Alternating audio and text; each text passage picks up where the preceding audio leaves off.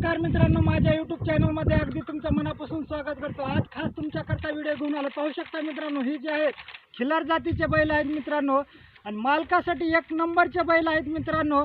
पळायला चित्यापेक्षा कमी पळत नाहीत मित्रांनो। बैलगाडीला एक नंबर पळायला बैल असतात मित्रांनो, आणि कामासाठी वाघ असतात मित्रांनो। शेतकऱ्यासाठी हे बैल एक नंबरचा आहे मित्रांनो। कसे पण बैल उभा टाकून अवताला झुकले तरी मागे सरकत नाहीत मित्रांनो। व्हिडिओ बनवण्याचा मुद्दा असा आहे मित्रांनो, कारण तर ही जी बैल आहेत ती मालक सोडून दुसऱ्याला बैल सोडू देत नाहीत मित्रांनो।